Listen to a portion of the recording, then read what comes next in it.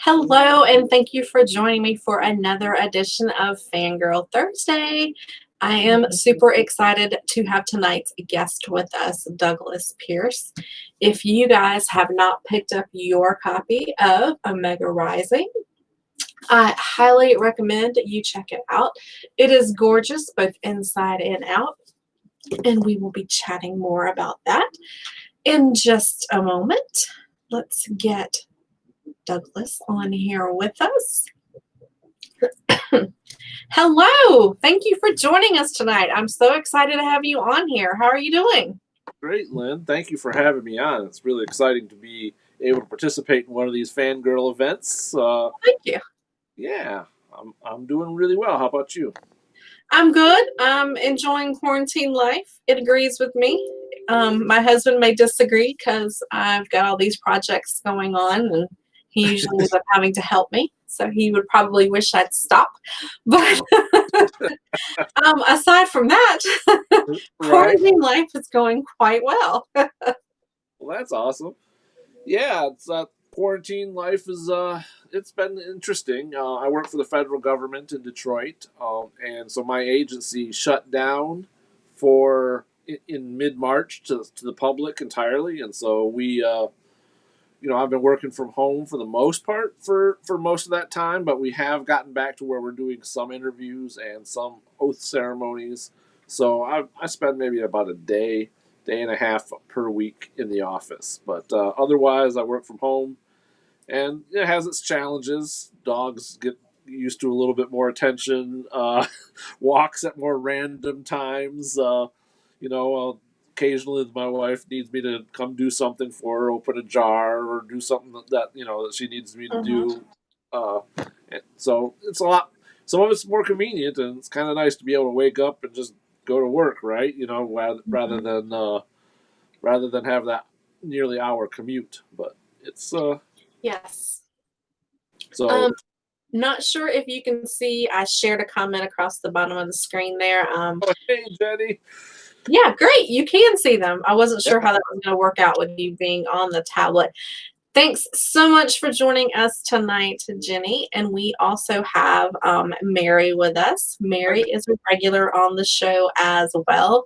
And Mary is always grabbing books based off of my recommendations and people that we have on. So hopefully you will find a new fan in her tonight as well.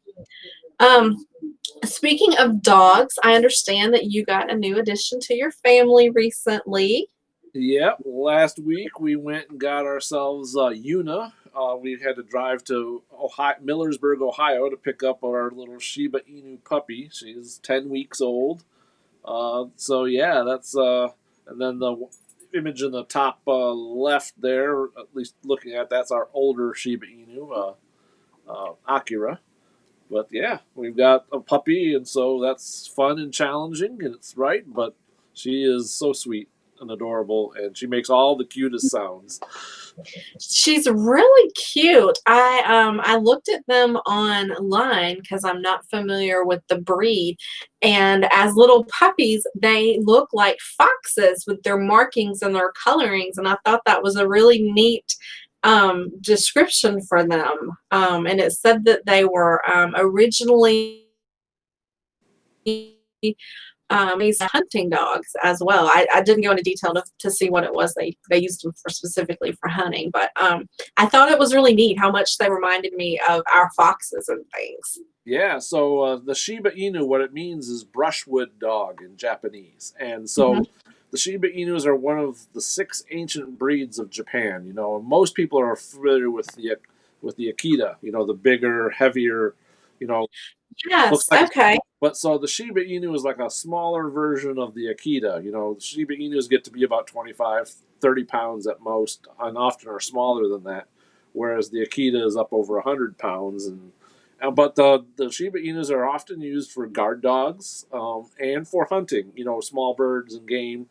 And some even, they're very, very fast, and they hunt well in groups. And so some have said that they use them to kind of flush out bears in the woods too, which I can believe when you get these Interesting. guys going, and they sound fierce, and they're very fast and determined to get and they're not afraid of anything that's bigger than them either. So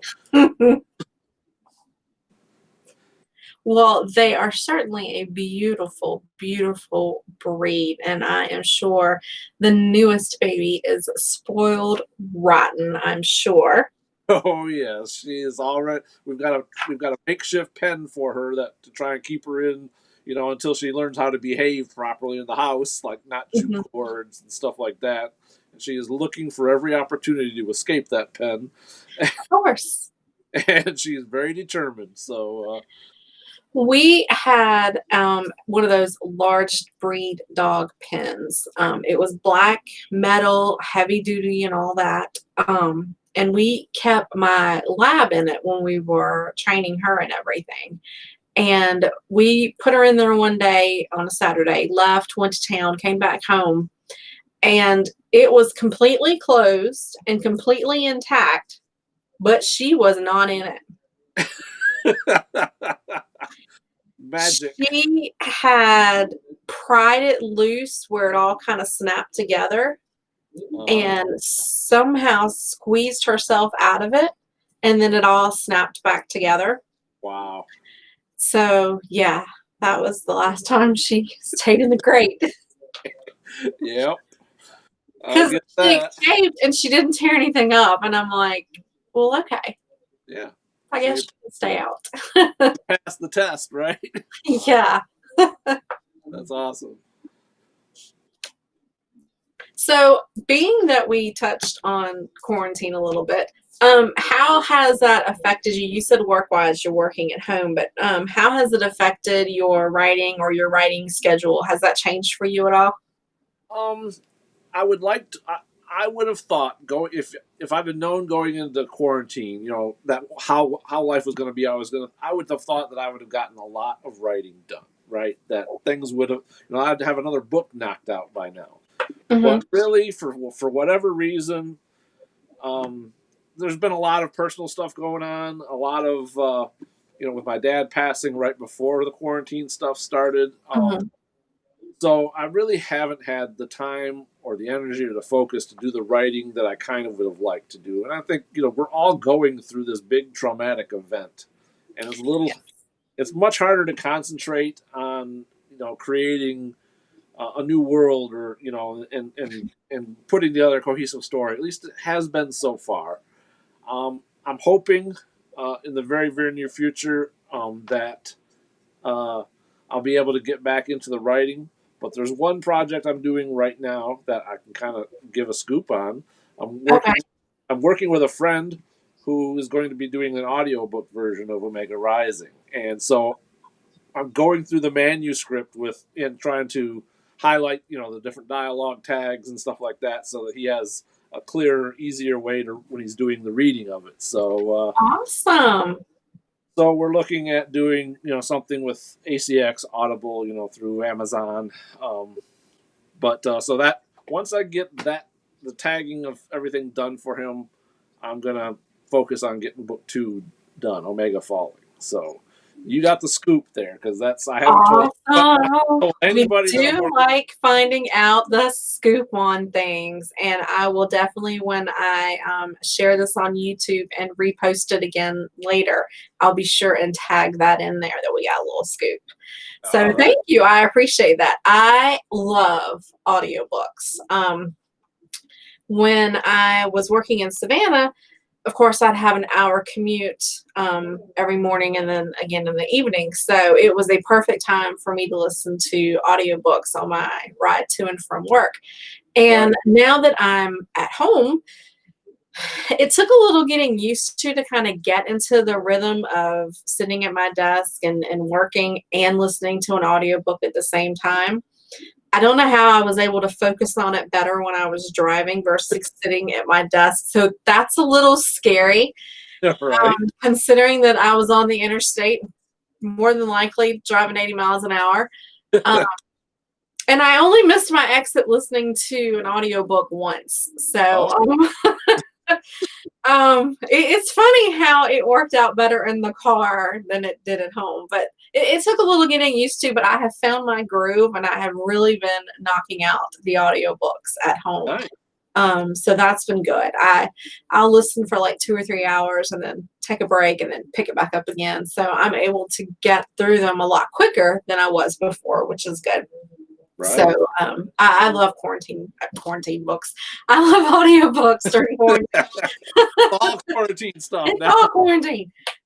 So yeah, I can't wait. And I love going back after I've already read a book and then hearing the audio version because, of course, you find things that you missed the first time around.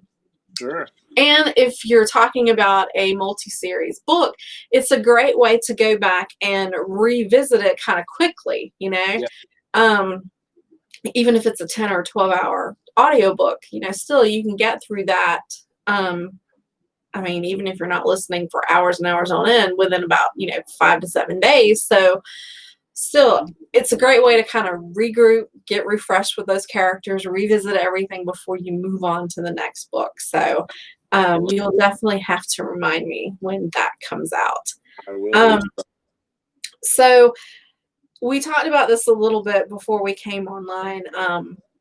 The quarantine has got me all Martha Stewart like over here, and I've been working on projects, and I keep seeing things on YouTube, and I go, "Oh, I can make that," and I'll be the first one to tell you I'm not crafty. I don't know why I keep thinking this, but I did just repaint my guest bathroom and put in new little light switch cover, faceplate cover things, whatever those things are called. Right. Um, and got some finishing touches left to do there with some accessories, get my husband to hang some shelves, that kind of thing.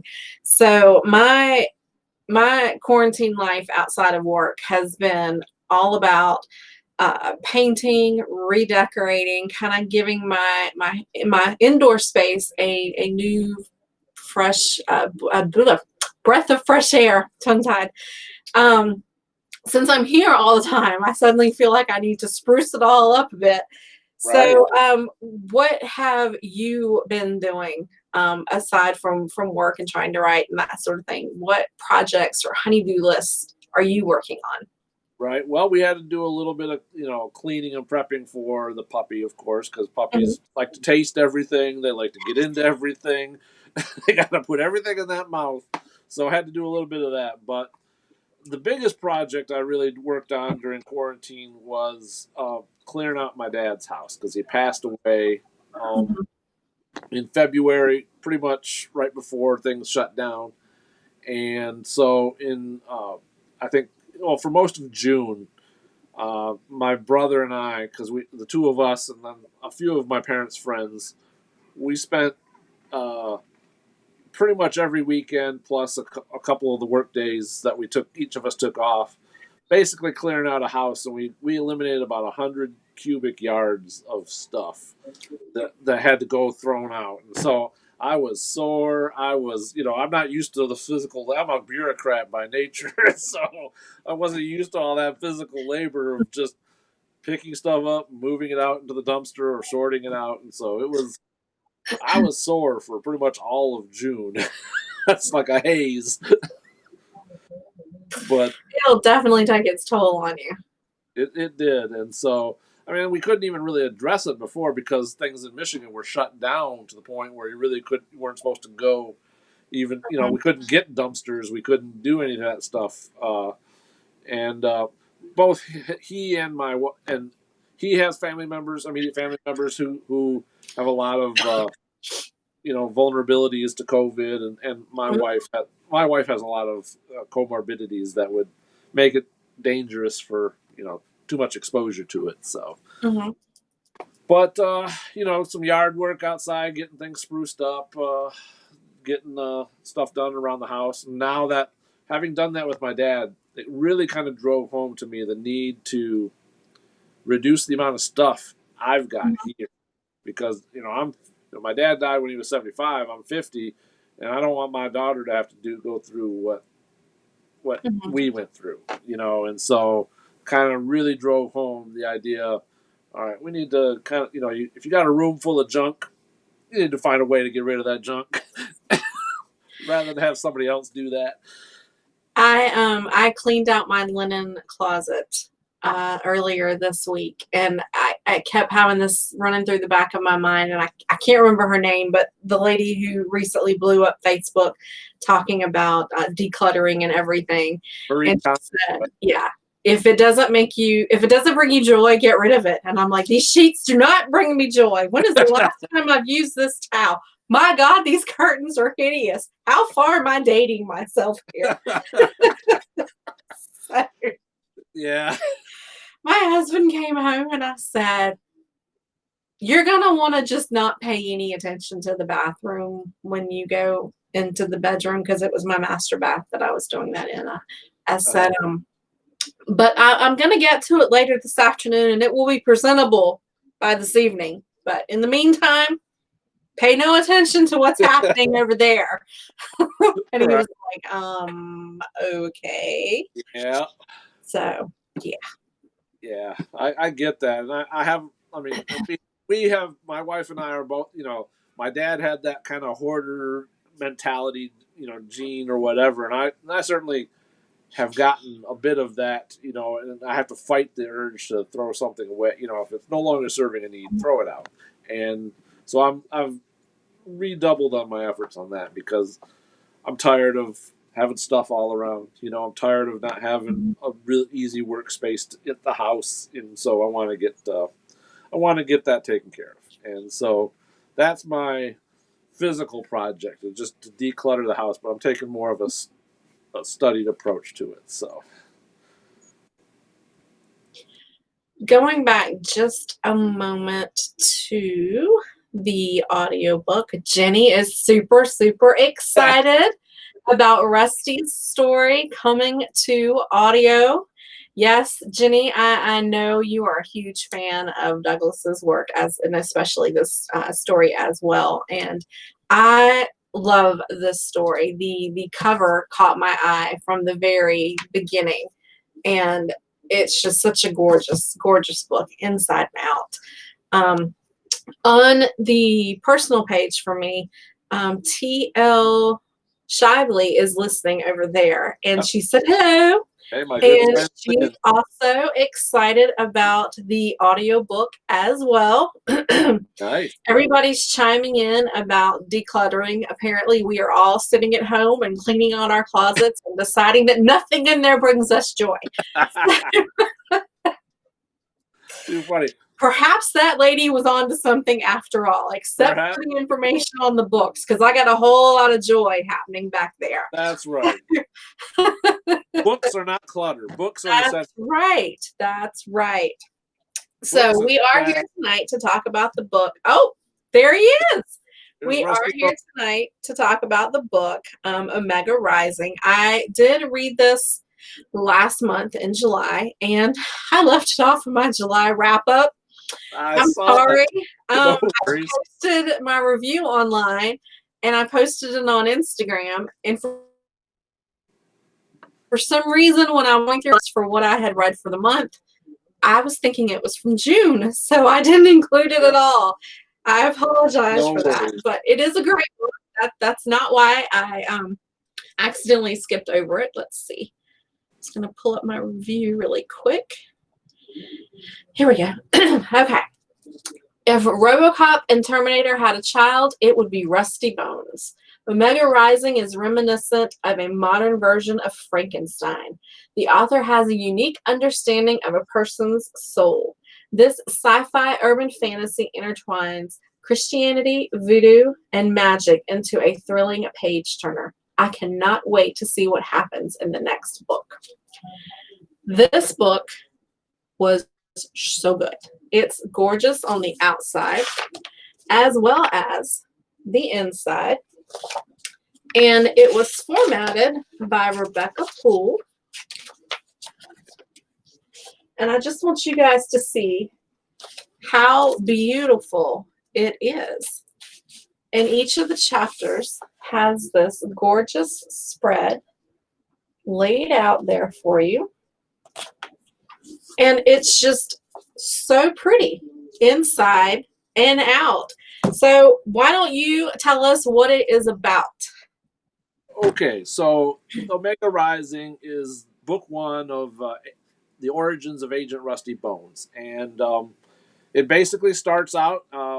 He's not Rusty Bones. He's Jason Smith, a police officer in a local, a fictionalized local town in the Metro Detroit area, Dearborn Hills, I think, of the town that he's working in, and it starts on Halloween, when basically as a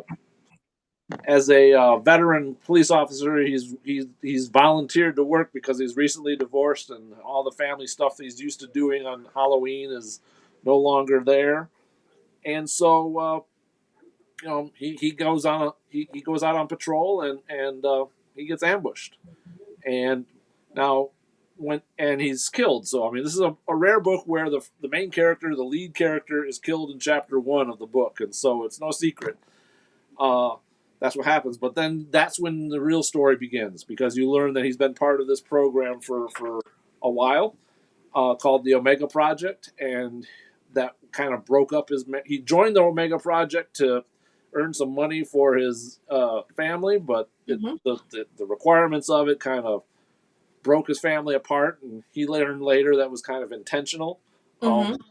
And basically, the project is predecessed on the idea. It was predecessed on the idea of creating these, really well trained, really honed police officers who, after they died, would be kind of brought back to life. And he was told all this before he joined the project, but he didn't really believe in magic. He didn't believe in life after death. He wasn't religious in any sense, and they particularly chose officers from around the country who didn't have any religious affiliations or beliefs in souls and stuff like that, because they'll just take the money and work the project, and whatever happens. But so the project follows his journey coming back to his unlife. His as he's brought back as Agent Rusty Bones in his own body, but it's been modified significantly, and he's got to learn how to operate within the body, and he starts learning some things as in the process that maybe this project hasn't been on the up and up on all of what they're intending to do, and that maybe he was that there were nefarious reasons for his killing that that he needs to investigate a little bit, and so it's basically the story of him coming into his own as Agent Rusty Bones, as an agent for the FBI, but at the same time, he's really finding out that it's something else altogether, and so he tries to escape, and in the process, he's finds some friends who can help him, and so that's pretty much where the story. That's what this book is about: is him discovering the truth a little bit, and finding a way to break away from the Omega Project. So I like his character a lot. He definitely has the attitude to go along with the role that he's dealt, and this was definitely a different read for me. Honestly, what drew me to it was the cover initially. It's just such an interesting looking cover. Like I said, it's a gorgeous book inside and out, and I had seen pictures of it. Jenny had been talking about it a lot, and I thought, I need this book, and I don't need to just read it. I need to own this book because it's pretty. Awesome. That's exactly what I was hoping for yes, yes. It grabs you. It really does. Now, for those who are not familiar with you, you do have another series available. Yeah. So that's The Hunted Maiden. That's the book 1 of my Seeds of Hope series. Epic fantasy novel series of novels. And The Seedling Song. And those books follow the story of Seldy and Rondell, the mouse and Seldy, basically the two characters on the front of The Hunted Maiden, how they come to know each other and both discover that there are a bunch of secrets that neither of them knew about themselves and each other, and they have to help each other to escape a very deadly and almost unkillable enemy who's hunting her down. One of the features that's my favorite aspects of that series is the magic system there as well, And Mouse has this unique ability to hear the theme song of people he meets. So, you know how like in movies, like Star Wars is the most probably Mm-hmm. prevalent example. Every time Darth Vader's walking in, you hear this theme song going on that you know who's coming on screen even before he shows up. Well, Mouse is like that. He hears the people, he can hear their theme song, and from that, he can deduce information about them, their character, what they're like, what their intentions are. You can even see snippets of their past if he delves deep enough into it. Of course, while he's doing that, he's a bit distracted, and so people think he's weird and all that sort of stuff. He's the only person that he's met who does this, who can hear these songs of other people. And when he meets Seldy, he discovers that she is the only person he's ever met who doesn't have a song of her own. And so he can't tell anything about her from listening to her song. But in the process of she's captive on a ship that he's working on, and he's supposed to take care of the prisoners. And the first time he interacts with her starts a dream sequence series where he learns that he's got the abilities that he has because he needs to help her to find her song. And oh, cool. I was going to ask, why doesn't she have her song? But yeah, that's the point of the story. It is the point of the story, exactly. And so, because Seldy has been raised in basically a freeborn, which is a lot like a gypsy circus, and so she interacts with animals. She has the ability to communicate with animals, and she looks like an elf, and she thinks she's an elf, an orphan elf, but she has the ability to not really be impacted by extreme heat or cold. She can walk around barefoot in the winter, doesn't bother her, she has kind of an innate understanding of growing things. She can tell if a plant's poisonous or if it's helpful or whatever. Cool. Just by touching it. So, but she doesn't know why she has any of these other than she's an elf, and so this is what elves are supposed to do. But she's raised in this human circus, but she's abducted at the very beginning of the story and taken prisoner, and she doesn't know why. She doesn't know why anyone would care about her or want to take her away from the only life she's known. And so that's the point of, Mouse learns a little bit of why she's taken and learns that he needs to help her. And in order to do that, he has to try and help her find her song. So cool. That sounds really interesting. I also know from following you on your pages that you have dolls that go along with your books as well. I do. So this is Seldy, and this is Mouse. So I use these for photo opportunities when I can, and of course we've got Rusty.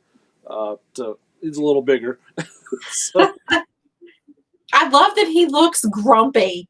Yes. The gal who makes these dolls, her name is Dolls by Anna on Facebook, and she's a Michigan gal, Anna Hune, and she is just fantastic at she does character art, and she makes these wonderful dolls. And so I learned of her through Lynn Shively, T.L. Shively, who's a fellow author and who commented early on there. And so I reached out to Anna and asked if she could make some dolls for me, and she did. And I love them. Awesome. I love that. I'm just checking really quick to see if we had any other messages pop up on the other page. That way we don't miss anything. We still have Jenny and Mary with us on here, and a couple of people are also watching. If you guys have any questions for Douglas about Omega Rising or the other books that we talked about tonight, The Hunted Maiden. Oops, there we go. Or and the same. It's got a glare. Trying to get away from the glare. It's not working. Yeah. There we go. Rebecca Poole did the covers and the formatting for those books as well. So. And then, of course, Omega Rising. Even if you don't read Omega Rising, I think you need to own it just so you can have it on your shelf to look at because it's so pretty. Well, I've got plenty of copies I could sign and mail to folks if they Well, want to read. even better. There you guys go. I will post links in the comments and on my page afterwards to Douglas's Facebook page and everything, so you guys can touch base with him if you are interested in ordering signed copies of anything. But go ahead and post your questions for us tonight if you guys have any, and we will get those answered for you. What do you see happening next for Rusty? Well, so I've actually got the general storyline plotted out for Rusty Bones for the next 2 books. Actually, matter of fact, this whole series started out as a series of blog posts I made back in the mid to 2000s. When I was, my daughter was younger, I wanted to write on a daily basis, and I wanted to get into a habit of writing on a daily basis, and so I started a blog spot, a blog, and I would basically post little diary, the diary snippets that are at the beginning of many of the chapters. Yes. Mm-hmm. Those are samples of some of the blog posts of that I would make just on like Ooh. I was this character blogging about his life, and so. And then like a lot of the characters that are that help him out in the book were based on people that I knew or were friends with, and they could comment as their characters on the blog, and so it was a way of kind of being interactive with the story. But wow, neat. yeah, so yeah, it was Undead Man Blogging. It was the at blogspot.com. So cool. And yeah, so book 2, Omega Falling, follows the Rusty and his group of friends now as they try and figure out how to put a stop to Drake Campman and prevent him from setting up the Omega Project somewhere else. Mm-hmm. And so there's a big confrontation at the end of that book. You'll have to read that to see what happens, but there's a lot. And Rusty discovers that he's got a lot more abilities than he knows or understands, and he kind of becomes much more fluent with the Shadowlands. Mm-hmm. The alternate reality that's sort of like just on the other side of the veil. And so he starts discovering some more of his abilities, and they have a big confrontation with the Omega Project. And then book 3 is a really is called Bones Wolf, and it's based on the Old English story of Beowulf. It follows a similar arc with a Grendel character and then a Grendel's mother character that he has to try and defeat. Basically, it's a monster that's this is sort of his first mission as an FBI agent, basically.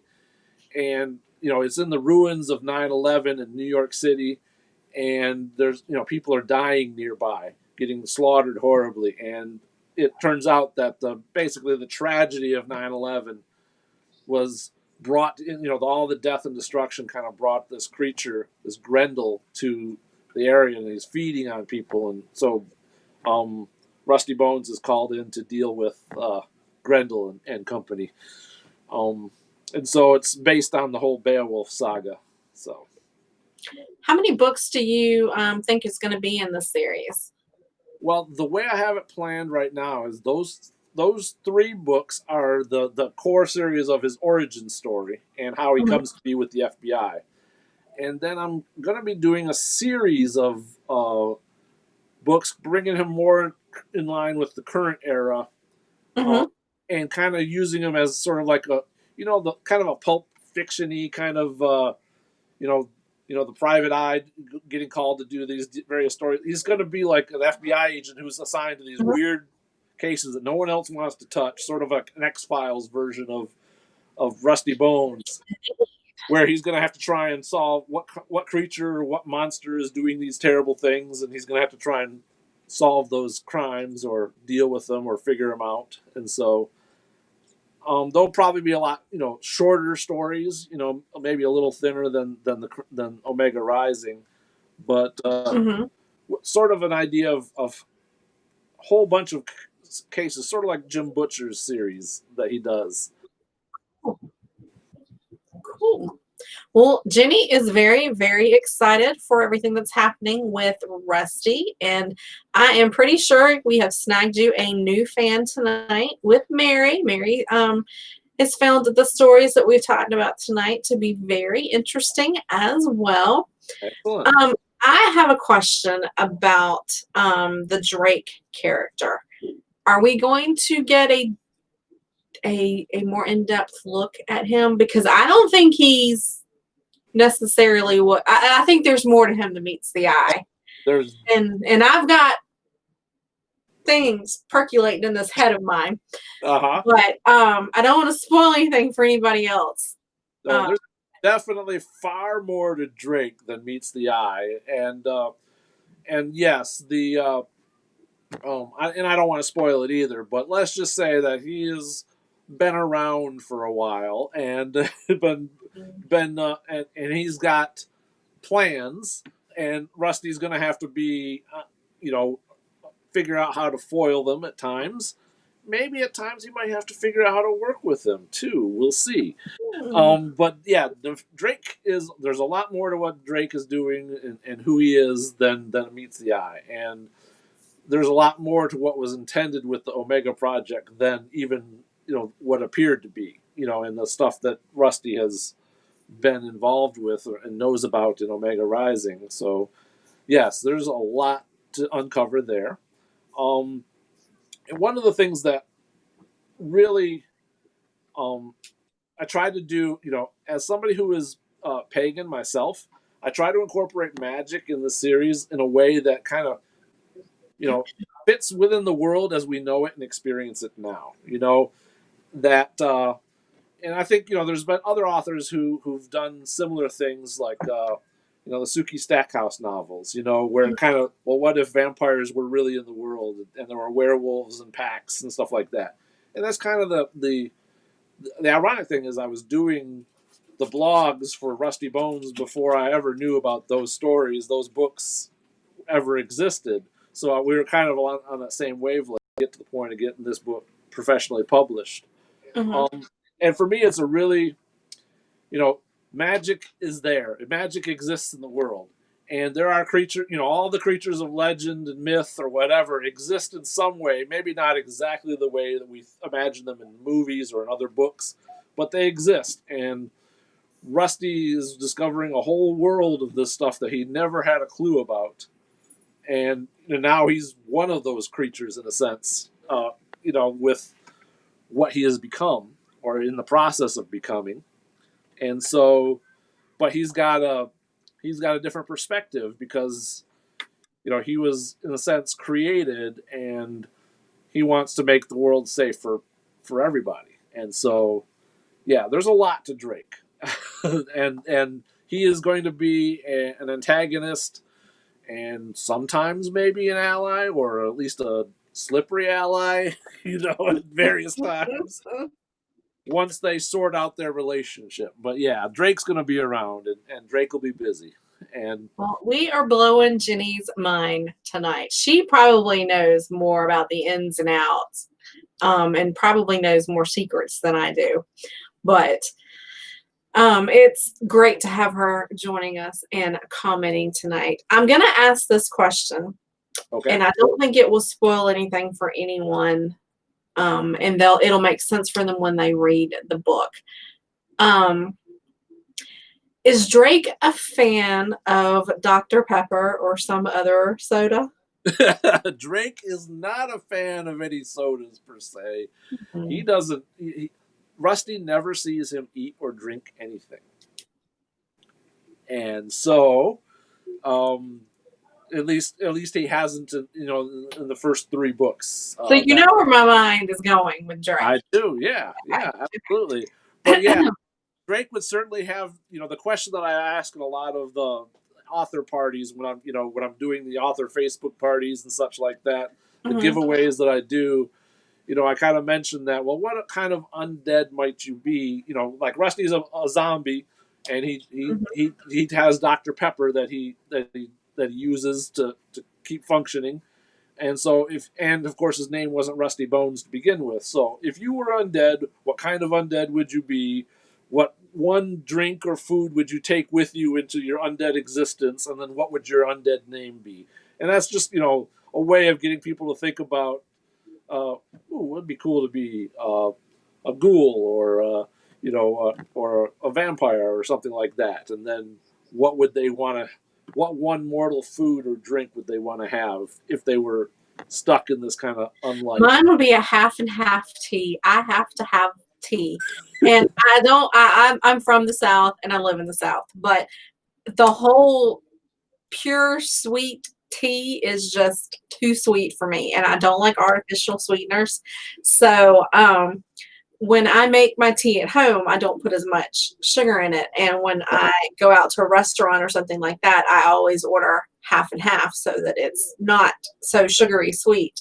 So that would be my drink of choice. I would have to have tea. All right. What kind of undead do you see yourself becoming? I would want to be a vampire. Yeah. I like the idea of biting people. I really do. It does have a certain amount of satisfaction, doesn't it? Being super fast and super strong and being able to bite people. Yeah. Mary would have Dr. Pepper. Yeah. See, I'm a diet drinker as well. Diet Coke is my normal beverage, but I do drink Diet Dr. Pepper on occasion. But I do like the Diet Dr. Pepper. I do drink Diet Coke sometimes. I try to stay away from some of the artificial sweeteners and stuff because I have rheumatoid arthritis, and whoops, I dropped that. Some studies believe that certain foods and dietary artificial sweeteners and things like that can kind of have an effect on it. I'll be honest, even when I cut stuff out, I don't notice a difference one way or the other, but right. Well, I've had some really painful, I've had an ankle that's been bothering me and a knee that's been bothering me, and I'm thinking I might have to try cutting out some of the artificial sweeteners and see if that has an impact on things. The other thing is I need to lose some weight, and that's right there with you. But again, with the RA and my medicines and stuff, it packs the weight on, and it hurts your joints when you get up and you exercise. And I know you got to get through that pain to move on, but in some cases with the arthritis, you don't move past that pain to enjoy the exercise. Exactly. So, it just it's there. It's a vicious cycle. It is. But I think, and losing weight is, even if you don't have those conditions or, taking any medications, it's still so much harder as you get older than it is when you're younger, right? It's a lot more fun to put it on than it is to take it off. Absolutely. And I'm much more skilled at that than I am. All right, before we finish up, I do have one last question since you were talking about theme songs. If Rusty had a theme song, what would it be? Oh, my goodness. So Boulevard of Broken Dreams. Green Day. By Green Day, yes. When I was in the midst of writing Agent Rusty Bones, the Omega Rising, back in the day, that was the Boulevard of Broken Dreams. If you really listen to the lyrics, walking alone on this road and that sort of stuff, it really fits Rusty, and then kind of the beat and the darkness of the song just kind of fits who he is and the journey he's on, because he feels alone. He there's no one else there for him in that sense. I mean, there are, and there, especially as the story goes on, there are, but he always feels, to a degree, a bit alone. So Mary agrees. Good song. Yes, Mary, it is. It is a good song. Well, that wraps it up. It doesn't look like we've had any other questions pop in. I think you've definitely snagged a new fan with Mary, and I will make sure that I get your contact information up for her as well. And for anyone else that comes back in and watches this after the fact, of course, it will remain on my Facebook page, and hopefully by the weekend, it will be loaded to my YouTube page as well. So it'll be out there. And I'll Awesome. be sure when I reshare it to tag it that you shared some new interesting news about the Omega Yeah. Rising book. So And it will be. Rusty would be a bit pissed at me if I didn't mention that he has a Facebook page as well, Agent Rusty Bones. I will make sure I say get that tagged on there as well, so everybody can head over and check that out. I did notice that Rusty shared that you were going to be here tonight and gave us a little shout out, which we appreciate. Yeah. So I will definitely share all of that information, and I will send you the YouTube link once it's up so you can get it posted and shared to your Definitely. page as well. Thank you so much for coming on and talking about the book. Again, guys, it is Omega Rising by Douglas Pierce. You want to buy it because it's beautiful. It will look fantastic on your shelf, and it's a great read. It's pretty, and it's a good story. Thank you so much, Lynn. Thank you so much for coming on. I enjoyed it. You guys have a great evening, and I will see you all next week. Thank you, everybody. Take care.